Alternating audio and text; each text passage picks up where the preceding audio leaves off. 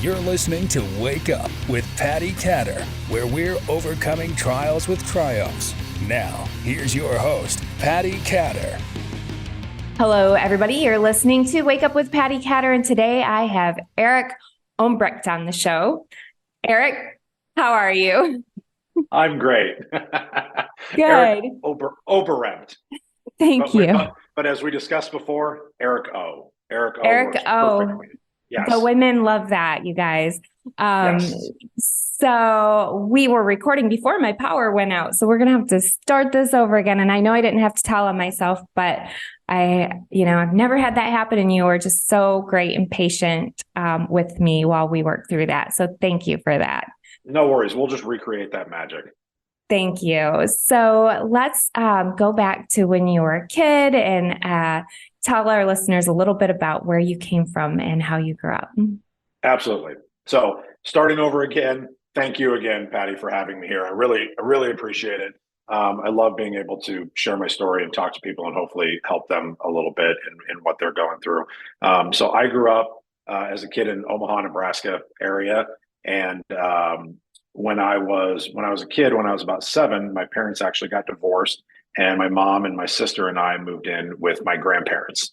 And at that time, then my grandfather basically became my dad.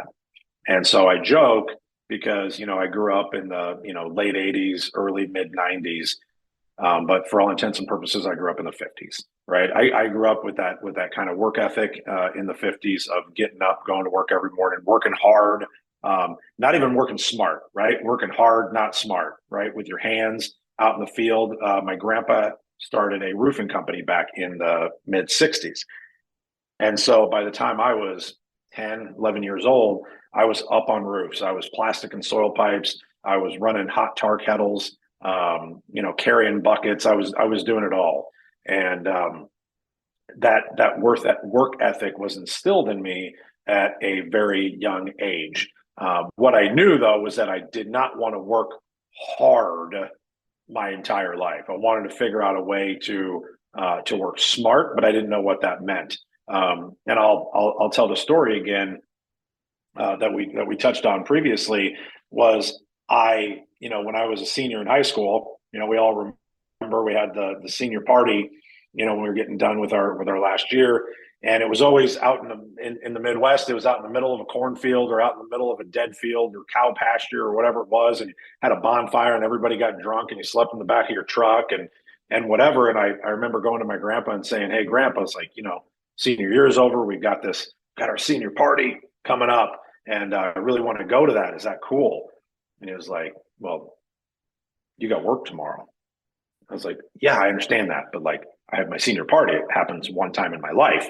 And he's like, "Yeah, but you got work tomorrow. And you said you'd be at work. So if you can be to work at 5:30, then go to your party." I'm like, "Well, clearly I can't be to work at 5:30. I'm going to be drunk still probably at 5:30. Like, that's not going to happen." He's like, "Well, you got a choice to make, I guess." And I showed up to work that next day. I did not go to my senior party, which was extremely disappointing. But those were the type of things that my grandpa taught me, growing up. And then as I got older, by the time I was 16, I started selling. I'd been watching him sell for years. And he gave me a yellow tablet of paper that had some addresses written on it. And he told me to go, he threw a ladder in the back of my truck and he goes, "Go figure it out, go sell." I was like, "Okay." And so I went to these people's houses and sold them a little recoat job. We used to sell, I didn't tell this, we used to sell these little recoat jobs where you mop hot tar on top of these like garages. There was a bunch of little flat garages in this one neighborhood and they were $500. And my grandpa was just like, "Sell them for $500.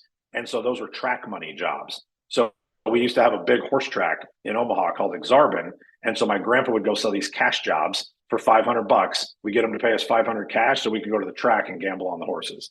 And so I went and sold a bunch of cash mop jobs so that we could go to the track on the weekends. And that was how I grew up. And I fell in love with sales. I fell in love with talking to people and dealing with new people every day and not the same thing all the time. And I fell in love with that. And I knew that it's what I wanted to do. Again, I was young. I just didn't know what that could manifest into as I got older. Mhm. Well, that's interesting because not that many people actually love sales. I've had a ton of people on my show, and I think that almost the number one answer that I get when I say, like, what's some of the things that you struggle with or whatever, it usually ends up like promoting themselves, putting themselves out there. So that is a real gift because it's really important when you're, in the business that you're in. So tell me, what is your business? And then you have a podcast also, right? Yep. So my business where I generate revenue is the roofing company. So my grandpa and I worked together until he passed away. I owned half the company back in the day in my probably mid-20s. I was kind of running all the day-to-day operations, but we never had an opportunity to really scale and grow because the old you can't teach old dogs new tricks, right? I could only get my grandpa to kind of move so much to do new things because he was 70, 80, years old, and just he wasn't going to spend money. And so I was slowly saving money. And honestly, on those cash jobs, I was cashing jobs with him, and then I squirrel it away and hide it somewhere and hide some money. And when he passed away in 2015, so I took over 100% of the company, and I took that small chunk of money that I had and I invested in buying a property. Right. And so I had bought this property with like 5 buildings, and it was sitting on 2 acres in the middle of Omaha. And I was like, what the hell am I going to do with this property? I was like, I need to fill it up with something. And so I decided to start filling it up with people. So I started hiring people. I had no idea what the hell I was doing, but I knew that I had to find more people and I had to build a team. I didn't even know what a team looked like because I was so used to doing everything myself, right? I did everything from the sale to the production. The only thing I didn't do anymore was actually put the roof on the building. I did the accounting. I did everything, right? And there's so many people out there that are still doing everything because they don't know how to build a team. And so I really went all into building a team, and that's how I generate my revenue now. I've got office in Omaha. We work Nebraska, Iowa, Kansas, Missouri, and then I just moved to Texas down in the Houston area. And so we just opened an office down in Houston as well. So That's how I make my money. Yeah, so that's exciting. We just moved there in June.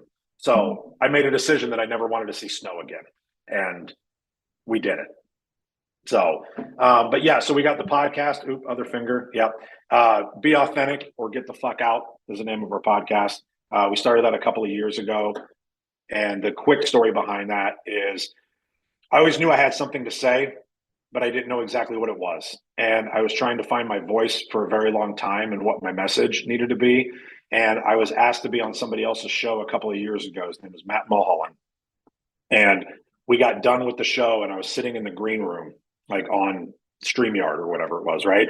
And we were sitting in the green room talking, and he thanked me. And I was like, for what? I was like, I wasn't that good. And he said, no. He goes, thank you for being the same dude on camera as you are off camera. And I stopped for a second. I was like, is that not a thing? And he's like, no, it's not a thing. He's like, nobody does that. And I'm like, oh. And I got done with that podcast, and I'll never forget, I was driving down to Lincoln, Nebraska to go look at a commercial roof. And I had this, I need to do this. I need to talk about this. I need people to understand, like, it's okay to be you. It's okay to be who you are. It doesn't have to be me. I don't have to be Ed Milet. I don't have to be Gary Vee. I don't have to be all these people that we're emulating and we're watching and we're learning from. Figure out who you are. Just be that and be okay with it. And I held myself accountable, and I literally opened up a live as I was driving and said, all right, this happened. I'm starting this show. I'm going to have people on, and we're going to talk about being authentic, authenticity, stories about their past, because I'm in recovery, and we'll get to that later. But I was like, and if somebody comes on my show, and if I don't think they're being authentic, I'm shutting the show down, I'm turning it off, and we'll move on to the next one. Mm-hmm. The problem is people figured that out, and they knew I'd actually do it. So now nobody will come on if they have an inkling of that they aren't going to be authentic. So I haven't been able to actually shut anything down yet. So that's still a goal of mine. So it's almost like the Daily Show. Like, I need to pretend and get somebody on that doesn't know the show so that I can, find somebody that I can actually like institute what I said I was going to do. But yeah, so I'm very passionate about that. That is great, because that's one of my requirements as well. I have a team that screens all of my potential guests, or I always know of somebody who refers them, because I don't want fake. I think everybody's tired of mainstream media. The people who listen to my show know that it's not going to be like mainstream media, because our guests actually have their own opinions and voices. And I encourage that. I think that's amazing. And so you touched a little bit on something. Normally I ask my guests, what's one trial you've had in your life and how have you overcome that trial with triumph? So you mentioned you're in recovery. Tell me about that. So I started drinking when I was probably in 7th grade.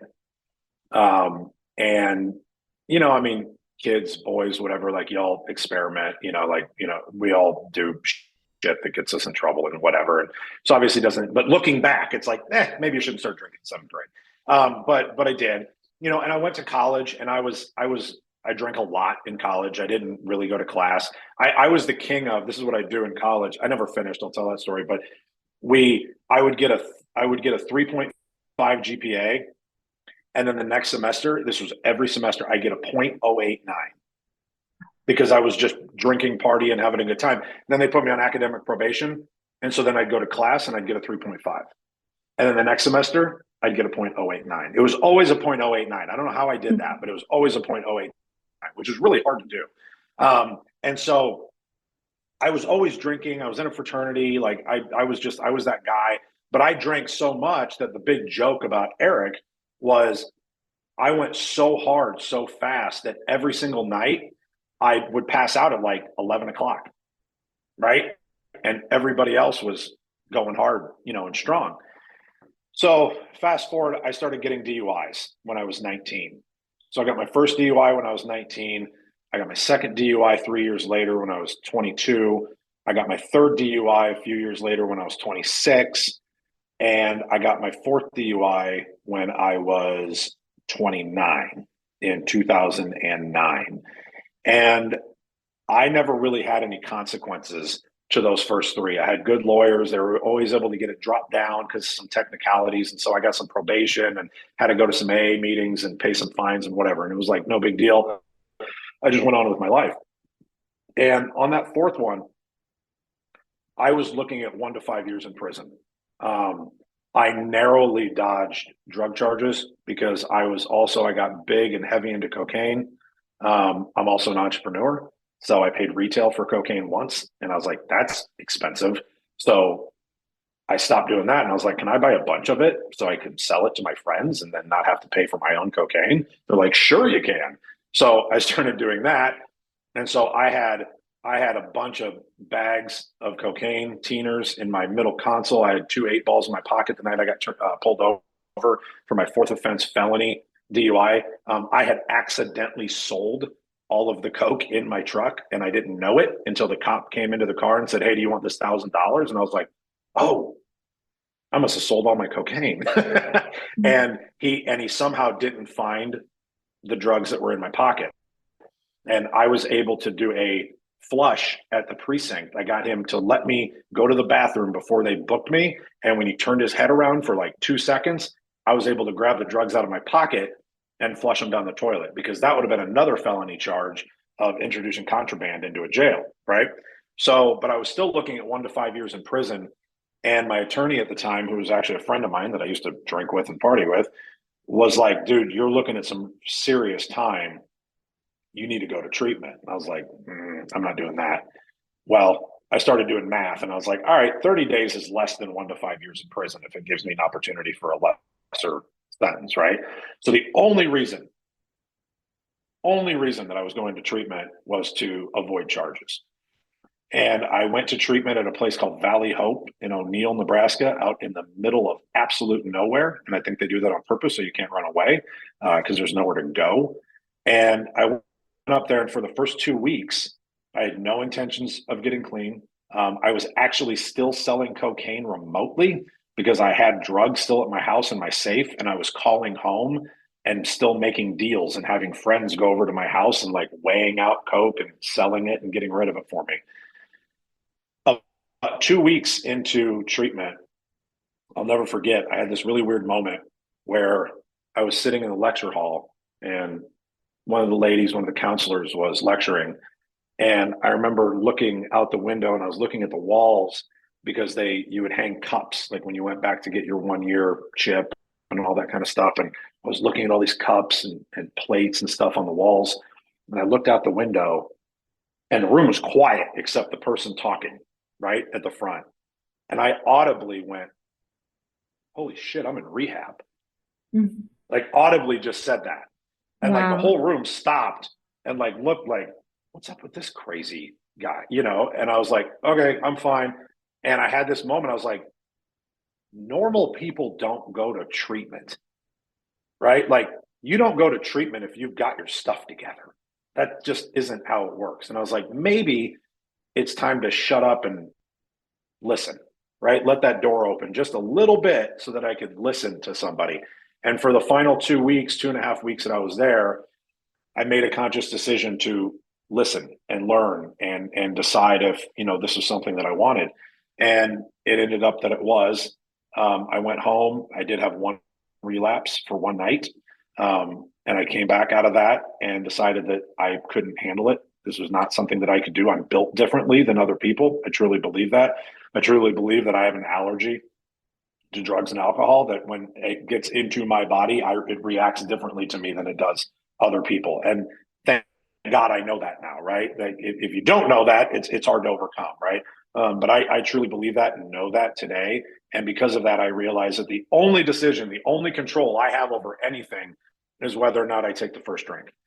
And as long as I don't take the first one, I'm cool. And so that's where I'm at today. And 13 and a half years later, I'm still clean and sober and helping people with our nonprofit and helping other people get to treatment and find their sobriety in their new lives. That is amazing. Thank you for sharing that.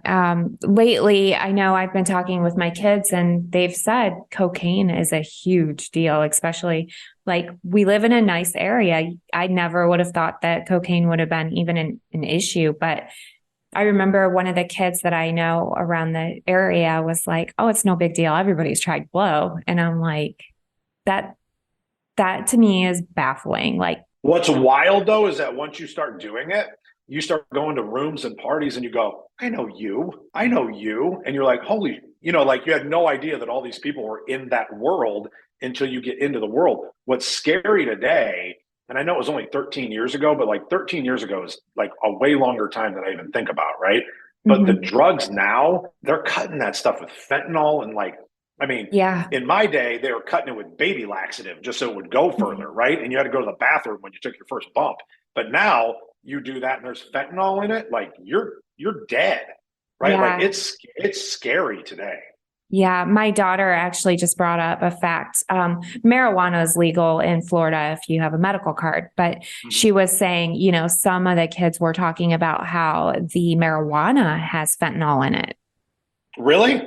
Yeah. I didn't even know that. Me either. Not until about a week or so ago, she brought that up. It's scary stuff. And that is scary. Yeah. Yeah. I would not want to be using today. I would not want to be using today. Like I would 1000% be dead just because I did so much.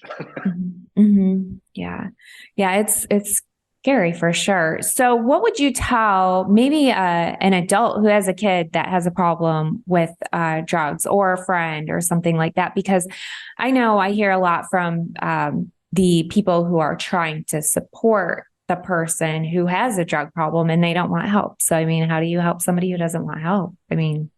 So you can't help somebody that doesn't want help until they want help. All you can do is make sure that they know that you're there. But what you really need to do, if you are the person that is trying to support or help and you yourself don't have the experience of being an addict or being an alcoholic, you need to find someone that does have that experience, that has went through the things that your person is going through, because when they hear it from you, they're like, you just don't get it. And here's the thing, you don't get it, right? I'm assuming you're not an addict or an alcoholic, right, Patti? No, I'm not. Okay. So, and this isn't meant to sound rude, but like there's no possible way for you to understand what I went through and like what I live with every day, right? There's just no way, because you haven't lived it and you never will, thank God. right? 100%. Yeah. But for those people that are, so they find it really hard to relate to you. They're not going to listen to you, other than the fact that you're continuously telling them, I love you. I'm here for you. Whenever you need help, I'm going to put you in the spot to be able to get you that help. Because eventually they're going to get to one or two places. They're going to get to a place where they're sick and tired of being sick and tired, right? And they've given up and they've hit their bottom, or they're going to go to jail or they're going to die, right? And you continue to remind them of, you've got three ways out of this, right? It's you get clean eventually, you go to jail, or you die. So like when you decide that you don't want those other two, I'm going to help you and introduce you to so-and-so, right? Because so-and-so has been through this. So my suggestion is find whoever so-and-so is, find somebody in recovery, find somebody that knows what they've been through, introduce them socially, casually, whatever it is, so that they know when they are fed up and they're like, man, I don't want to do this anymore, that they know that they can call that person, because that person knows how to talk to that person. A non-alcoholic and a non-addict just doesn't know how to communicate with an alcoholic or an addict, right? The best you can do is to communicate to them that you love them, that you care about them, and that you're going to be here. And that's it. I mean, that's literally all you can do. And I know that is not a great answer, but it's just how it is. No, it is a good answer, because I don't think a lot of people really quite understand that, Now on your podcast, do you ever talk about this topic, or what do you talk about? Yeah, for sure. Yeah. So on our show, I would say probably 45% of our shows have people on that have been through recovery, that have come through struggle and like have come through on the other side. We talk a lot about it. We have other people on that are just, business wise, right? Went through some other struggle and they've come through the other side, or they've just got some really cool story or whatever it is. But I'd say probably 40 to 50%. I would say probably 60% of my following is people in recovery, right? Because I want them to see somebody that came through it, and that there is a way out, and you can be successful. You can figure your stuff out, right? Like there is another level, and you don't have to be. This is something I talk about in my keynote all the time. I don't know. Am I allowed to curse on here? Yeah. But okay, great. You said radio, so I didn't know what happened. Oh yeah, it's okay. They don't. Okay. Yeah. Got it. All right. So we were not, this is my belief, we were not born to be pieces of shit, right? Now, there are times in our lives where we are pieces of shit and we treat people poorly, and we keep our parents and our partners up at night, not knowing where the hell we are, what's happening, whether we're dead, alive, in jail, whatever it is. For people like me that lived in that world, right? We were not meant to be that. There is no chance in hell that we were put on this planet to operate like that. We were put on this planet to help other people and to do good things. It doesn't matter what God you believe in, what religion you are, what any of your belief system is, right? At the end of the day, we were put here to be better and to leave shit better than we left it, right? Than it was. Mm-hmm. That is the goal. And so because of that, that's why I've become so passionate about this, because when we're living that life in active addiction and active alcoholism, that is not the life that we were put here to live. And we cannot be productive, and we cannot be the humans that we were supposed to be. So I don't believe in the whole be the best version of yourself. Be the best human. Be the human that you were supposed to be. Be that human. And that's what I want to help people become, right? Mm-hmm. And I don't do it to get paid. I don't have a coaching platform. I don't have any of that shit. I literally just want to do that because it fulfills me. It makes me feel better. I probably get more out of it than the people that I actually help, right? Mm-hmm. And that's why I like doing it. Mm-hmm. I love it. I know that a lot of people on my show who've overcome different trials, the way that they're actually thriving and doing well is because they're taking what they went through and they're helping other people with it. Actually, 100%. I can actually say 100% of my guests have done that. And I just really appreciate you, Eric, for your transparency, for you being authentic. And I think it's so important, especially in today's crazy, crazy world. I mean, I can't even turn the news on anymore because it's all crap. But you got, you dropped those words of wisdom, and I appreciate it. Well, I appreciate it. I just want people to know that there's another way, right? I just want people to know that they don't have to live in the shit that they're living in, right? Because I know there's at least one person listening to this right now that is living in that shit and they don't know how to get out, right? I will tell you how to get out. Pick up the phone or send a text message. That's it. That is step one. Now, how do people contact you or follow you or listen to your show? So Instagram's Oberembt, Oberembt. I'm the only one, so nobody else will pop up. But Instagram, obviously, Facebook. Our podcast is on all platforms, Apple, Spotify, all that. It's called Be Authentic, or GTFO, I think is how we had to list it on the deal. I have a videographer, by the way, just for anybody listening. We spend a lot of time and money on the production and the video of all of our podcasts. We actually have never done a podcast virtually yet. I have done every single one of my interviews in person. I'm trying to see how long I can go before I run out of the ability to be able to do that. But I love the opportunity to be able to sit in a room, sit at a table, and have a personal connection conversation with somebody, because I always get them to say some shit that they wouldn't have said otherwise. I'm always able to do that. I get more people to be able to cry. That's like always a win of mine. If I get somebody to cry on the show, it's fantastic. Because it means they opened up, right? They were vulnerable. They shared something that like meant something to them, and I get to do that in person. And so Be Authentic or Get the Fuck Out on YouTube. It's filmed as well, but Apple, Spotify, all that kind of stuff. But you can find me, and always you can message me. I do absolutely respond. I have VAs and all that stuff, but I respond to all of my messages, especially if it's somebody that's reaching out, for help.